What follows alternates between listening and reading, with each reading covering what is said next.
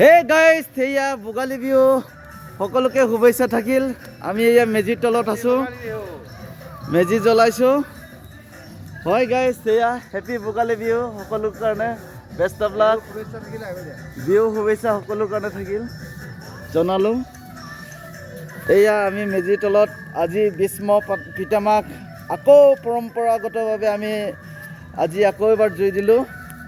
সেই তাহানি আজি প্ৰায় ৫,০০০ বছৰ আগতে মহাভাৰত যুদ্ধত ভীষ্ম পিতামাৰ যি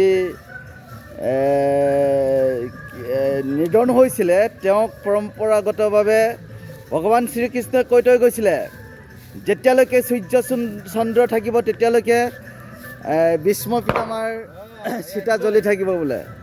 সেইকাৰণে আমি সেয়া পৰম্পৰাগতভাৱে প্ৰতি বছৰে ভীষ্ম পিতামাক নিয়মটো পালন কৰিছোঁ। সূৰ্যৰ আগে আগে উদয় হোৱাৰ আগে আগে জ্বলাইছোঁ। এয়া আমাৰ ডাঙৰ দাই জ্বলালে। হেপী বিহু। অ'কে, সকলোকে হেপী বিহু জনাইছে। ঠিকে আছে। কালি মাছে মাংসয়ে হাঁহে বাঁহে সকলো ইয়াতে ভোজন হ'ল। নিশ্চয় আপোনালোকেও কৰিছে চাগে। আৰু আজি সেয়া লাডু পিঠা, তিল পিঠা আৰু গুৰণীয়া পিঠা দি আমি চাহৰ লগত মজা ল'ম।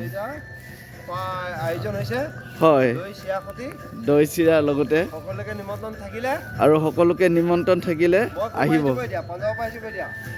এওঁ পঞ্জাৱত থাকে, ডিফেন্সৰ।